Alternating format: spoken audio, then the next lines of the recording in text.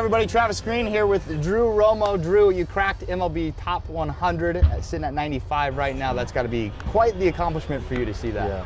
Yeah, I mean, I don't really look at rankings too much, but it is nice to be recognized for all my hard work. Yeah, and the Rockies, #2 prospect. So, I mean, you're in the top 100, you're one of the top guys for the Rockies. What's it like having those kind of expectations for you? Yeah, I mean, I try not to let it get to me or anything. I just try and go day by day and work hard and just try and help my team win. Right. Is it hard at your age, when you're, 20 years old, right? Is it hard to have all those eyeballs on you constantly? I mean, no, I'd probably say I'm used to it by now. Right. I mean, it's just kind of part of the game. It's kind of the way things go. And so I'm lucky that I've been able to play in big situations and just kind of get used to all this. You're from California originally, but lived in Texas, Yes. played at the Woodlands High School just right outside of Houston. I know that's a baseball hotbed. Yeah. What was it like playing in Texas? Yeah, I mean, it's been great playing in Texas. I live in a really good spot with lots of good travel ball and high school baseball and great coaches and great resources, so it's a good spot. Texas, everything's kind of next level. When I was there for a couple years, and those high school stadiums are even like college level stadiums.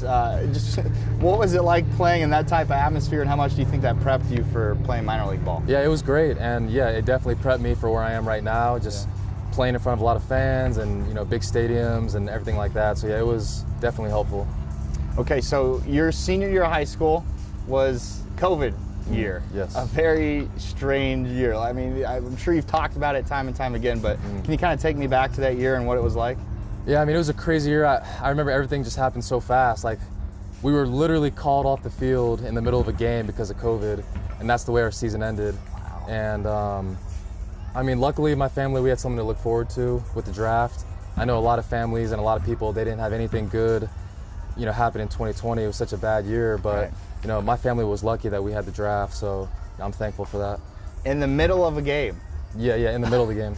So you're playing and they're like, hey, COVID's bad. Yeah, in the middle of the game, just like finished it. And I remember my friends and I were saying, oh, we'll probably, play again in a couple weeks. And then things just got worse and worse. Golly, man, that's crazy. I know from my time covering some kids too, is like a lot of these teams had state championship aspirations. Oh yeah. And it just kind of came to a halt. Was that the same for your team? Yeah, same for us. We had a really good team, a lot of commits and really good players. And yeah, it was just, it sucks it got cut short. Right.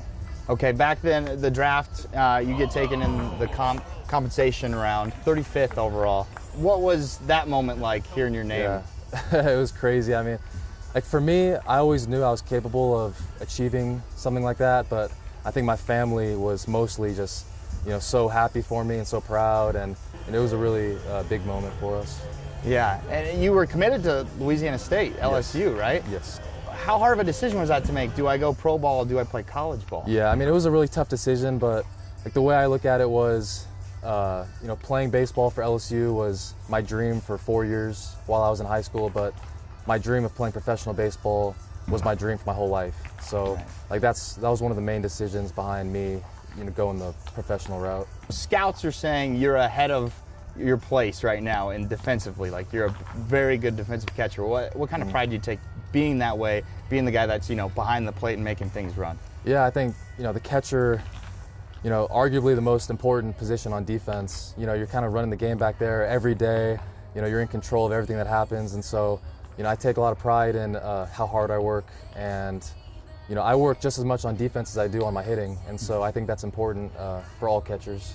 And you just said on your hitting, you're not a guy that's taking hacks from one side the whole time, a switch hitter. Yeah. Is that more difficult because you have to work on two sides every day? Yeah, I mean, it's a lot of work, but I signed up for it, The advantages that come along with that, though, like, can you explain it to me or our viewers just to I mean, I think it just adds a lot of versatility, I know that left-handed, I'm always going to face right-handed pitchers, and then right-handed, I'm always going to face left-handed pitchers, so the pitches, they all kind of look the same, so I think it helps.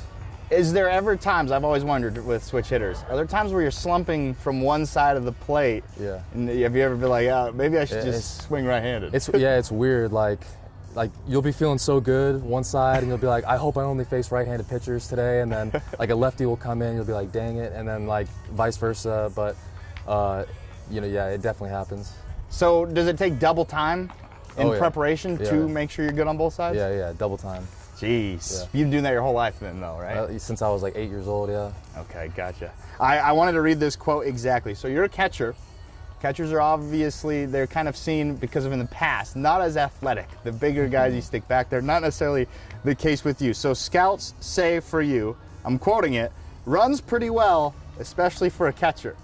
Kind of a, you know, hey, he runs pretty good, but he's a catcher. Yeah. What's it like for you to hear that? Yeah, I mean, I work really hard in the off season on my speed. I do a lot of running, a lot of sprint work, and I think it's important for, you know, any position on the field to be a good runner and to be athletic.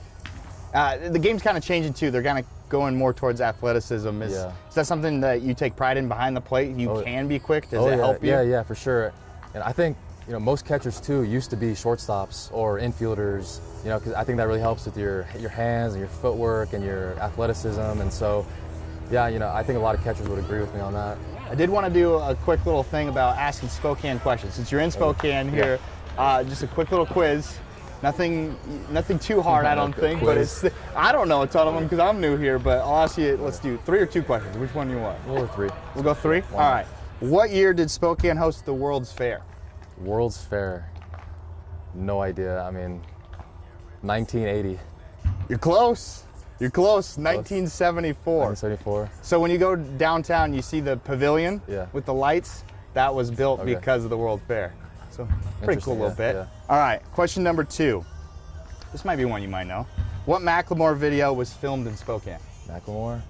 It's a pretty famous song of it. Pretty famous? Yeah. I can't even remember the names of his songs, honestly. What, Poppin' Tags? I don't know the name. Thrift Shop. Thrift Shop? Those are good. Good guesses, but it was downtown. Downtown? Yeah. Pretty good downtown shots there. All right, let's give you, let's see. Spokane hosts the world's largest blank each summer. Largest blank. It's an event. Largest, each summer. I have no idea. It's the largest 3v3 basketball tournament in the world. Yeah, it's called Hoop Fest. Okay.